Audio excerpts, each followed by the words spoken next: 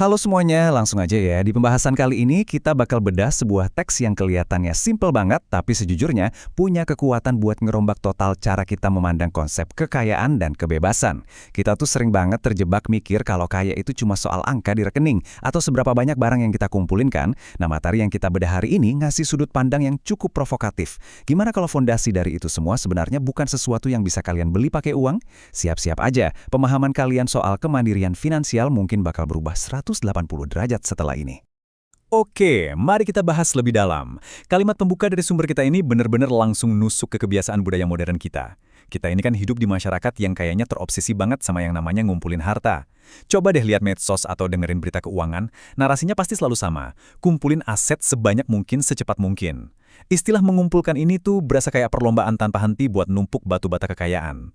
Tapi, pernah nggak sih kita benar-benar berhenti bentar terus mikir, di atas tanah yang kayak gimana sih kita ngebangun tumpukan itu?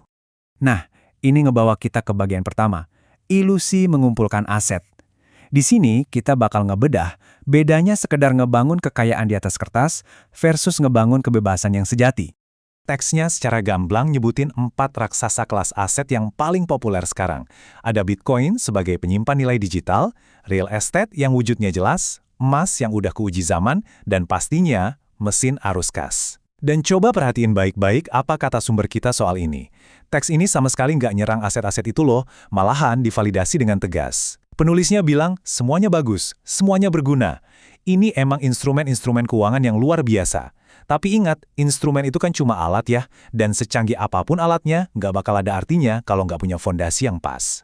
Kalau Anda nggak berdaulat, aset Anda juga nggak. Coba resapi kalimat itu sebentar. Disinilah materinya seakan-akan narik karpet dari bawah kaki kita. Semua instrumen keren yang baru aja kita sebutin tadi, Bitcoin, emas, properti, bakal hilang kekuatan aslinya kalau orang yang megangnya nggak punya kedaulatan atas dirinya sendiri. Bikin mikir banget kan? Penulisnya lalu ngejabarin alasannya lewat 3 langkah kritis ini. Jadi, setiap interaksi yang kalian punya dengan kekayaan kalian, itu sebenarnya bisa dipecah jadi gimana cara kalian ngasilinnya, gimana kalian nyimpennya, dan yang mungkin paling krusial, gimana kalian memandangnya secara psikologis. Dan argumen utamanya adalah, ketiga hal ini tuh benar-benar bergantung banget sama satu faktor kunci. Siapa sih yang sebenarnya punya waktu kalian? Kalau orang lain yang ngendalin jam kerja kalian, ya secara nggak langsung mereka juga yang ngendaliin batas-batas dari 3 langkah ini. Terus kita masuk ke realita yang ada di bagian kedua, jebakan ketergantungan yang lebih mewah. Disinilah kita ngelihat sebuah paradoks. Punya banyak aset, tapi nggak dibarengi sama kebebasan aktual. Sekarang, hal yang benar-benar menarik dari poin ini adalah kontrasnya yang tajam banget. Di satu sisi, kalian punya Bitcoin, uang masa depan yang terdesentralisasi, bebas dari sensor dan kendali pusat. Keren kan? Tapi, di realitas sehari-hari kalian masih harus ngemis-ngemis minta approval atasan cuma buat ambil cuti liburan bareng keluarga.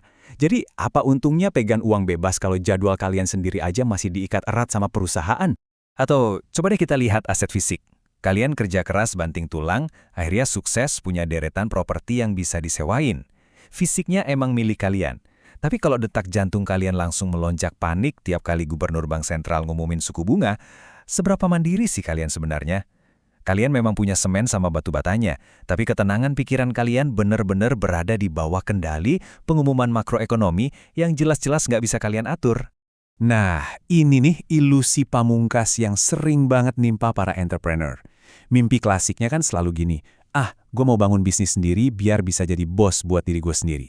Terdengar ideal ya, tapi realita yang digambarin di teks ini lumayan keras. Kalian emang berhasil bangun bisnisnya, tapi sekarang kalian malah jadi budak dari kalender kalian sendiri. Kalian harus laporan ke tiap klien, hadir di tiap meeting Zoom, ngejar tenggat waktu yang nggak ada habisnya. Kalian nggak ngendaliin hari-hari kalian, rentetan kewajiban yang numpuk itulah yang ngendaliin kalian. Materi ini ngerangkum semua skenario barusan dengan satu kesimpulan yang lumayan nampar. Itu bukanlah kebebasan, itu hanyalah ketergantungan yang lebih mewah. Kalian mungkin sukses nukar kubikel kantor yang sempit sama sebuah sangkar emas. Ya, emang sih belenggunya sekarang bertabur permata. Tapi tetap aja kan, pada akhirnya punya aset bernilai miliaran tapi nggak punya otonomi pribadi, tetap aja sebuah kurungan. Jadi, solusinya gimana dong? Kita geser cara pandang kita di bagian ketiga ini, membangun aset pertama. Kita harus mendefinisikan ulang apa sih fondasi kekayaan yang sejati itu. Mari kita beranjak dan lihat bagaimana ini membangun sebuah fondasi yang baru, yaitu kedaulatan. Perhatiin deh definisinya dari sumber kita. Ini bukan sesuatu yang Anda beli, tapi sesuatu yang Anda bangun. Kedaulatan pribadi itu syarat mutlak, teman-teman. Ini tuh fondasi paling dasar di mana semua aset lain harus berdiri. Kalian kan nggak bisa datang ke pasar saham terus bilang, mau beli saham kedaulatan 3 lembar? Nggak bisa. Kalian yang harus secara aktif ngebangun gaya hidup dan mindset buat nyiptain itu. Sumber kita ngasih peringatan keras soal bahaya strukturnya. Bayangin, kalau kalian terlalu nafsu dan ngelewatin langkah ngebangun fondasi ini, apa yang terjadi? Ya, kalian emang bakal numpuk aset. Tapi aset itu ditumpuk di atas tanah yang lembek dan goyah. Begitu ada guncangan dikit aja di hidup atau di ekonomi, semua kekayaan yang di atas kertas kelihatan kokoh itu bisa runtuh seketika dan malah cuma nyisain tumpukan kecemasan. Jujur, ini salah satu kutipan favorit saya dari semua teks yang kita bedah.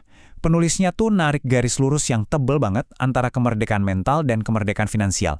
Kalau pikiran kalian masih disandera sama rasa takut, butuh validasi orang lain, atau masih terjebak di rutinitas jam kerja orang lain, uang kalian juga nggak bakal pernah benar-benar bebas kerja buat kalian.